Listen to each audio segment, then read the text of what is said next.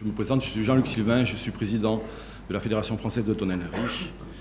Et donc je profite de cette matinée pour remercier les organisateurs de Vinitec, Sifel et de Mondiaviti d'avoir associé la Fédération française de la tonnellerie à ce cycle de conférences initié par l'IFV. C'est de plus pour moi un grand moment et beaucoup d'honneur de m'avoir fait confiance pour présider cette conférence. Donc je vais essayer rapidement de vous présenter la Fédération française de la tonnellerie. Donc je suis le président depuis janvier 2011. Alors la Fédération française de la tonnellerie, c'est une très longue histoire, une vieille histoire. C'est avant tout une histoire d'hommes. Depuis le IXe siècle, les tonneliers se sont regroupés en corporations. C'est en 1937 qu'est créé le syndicat national des tonneliers. À l'époque du Front populaire, pendant laquelle les hommes et les femmes ont essayé de partager leurs valeurs, le respect de l'humain, du collectivisme, du syndicalisme, sont particulièrement à la mode. De plus, les tonneliers ont besoin de s'allier pour préserver leur marché mis en danger par le développement du béton, de la cuverie béton. En 1978, le syndicat national des tonneliers prend le nom de Fédération française des tonneliers pour montrer qu'elle entend bien rassembler et unir ces composantes que sont les syndicats régionaux fondateurs, basés historiquement dans les bassins de production des vins et spiritueux. J'ai oublié le slide, pardon. Donc, notre fédération compte aujourd'hui 50 entreprises adhérentes qui emploient 1780 salariés. Donc ces 50 entreprises produisent à peu près 80% de la production nationale. Donc ces syndicats régionaux sont basés, comme vous pouvez le voir, en Aquitaine. 16 entreprises composent le syndicat d'Aquitaine. Le président est Jean-Jacques Nadalier, de la tonnerie Nadalier. Ensuite, vous avez un syndicat régional charentais, 14 entreprises.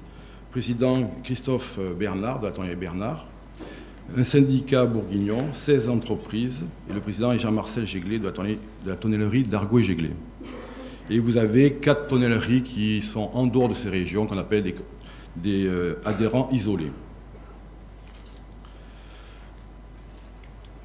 Je suppose qu'il faut ici. Alors, au niveau économique, que représente la tonnellerie française dans le monde? Notre métier a connu 20 ans de croissance importante.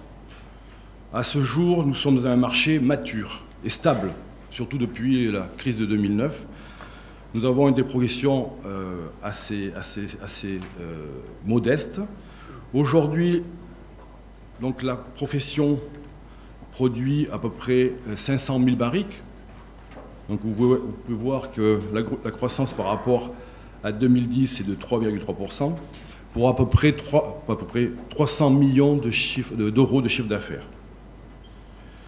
Donc la répartition entre la France, le marché domestique français, est de 178 000 tonneaux produits, qui représente à peu près 35% de notre production. Et donc 65% à l'exportation.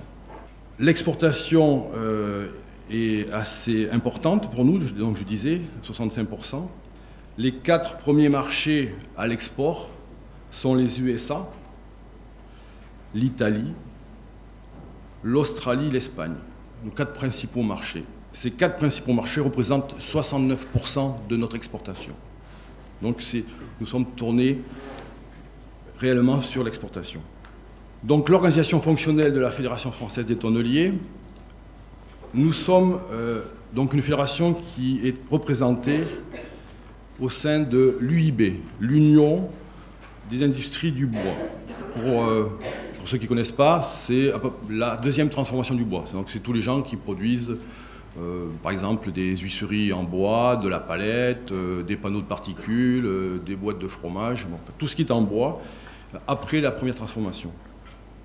Donc nous travaillons avec l'UIB sur tous les axes techniques, politiques, économiques pouvant peser sur la compétitivité de nos entreprises. L'UIB s'est doté très récemment d'un organisme politique qui s'appelle le FBIE, France Bois Industrie Europe, dont le rôle est de rencontrer les ministères et les parlementaires.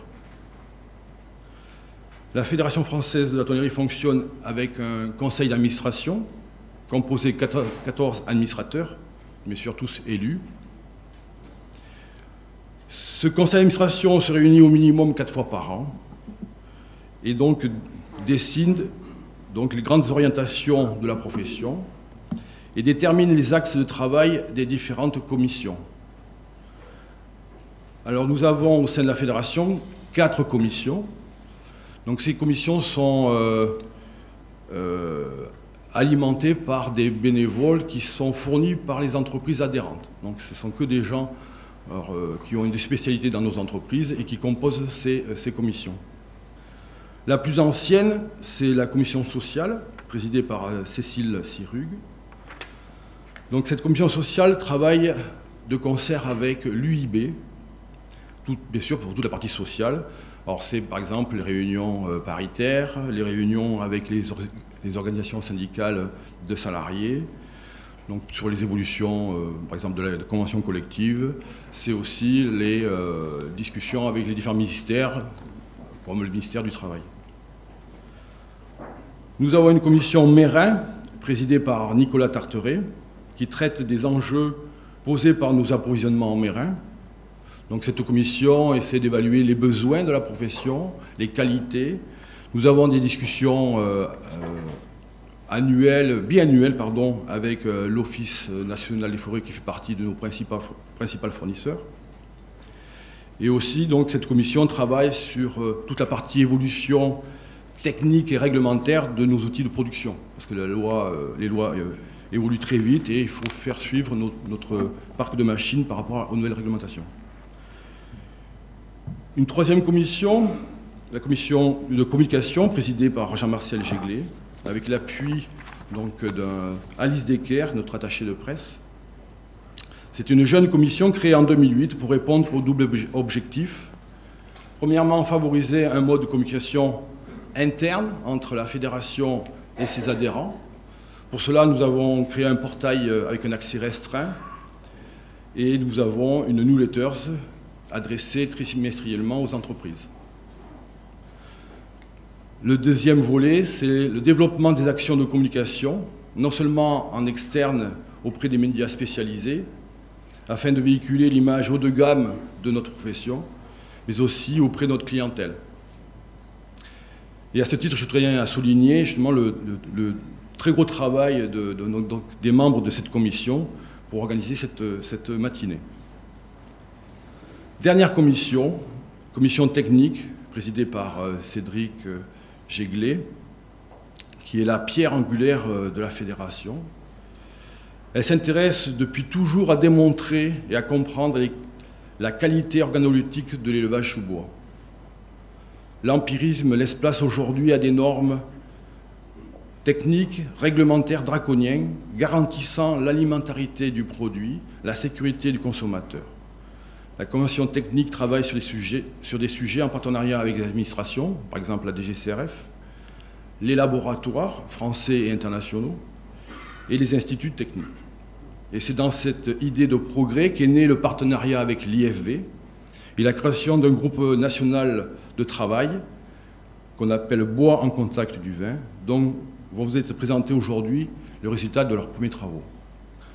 Voilà. Donc je vais laisser la place à Cédric pour vous développer son thème. Merci. Et je suis à votre disposition si vous avez des questions à la fin, pendant la table ronde, au sujet de l'organisation de la Fédération française des tonneliers. Merci.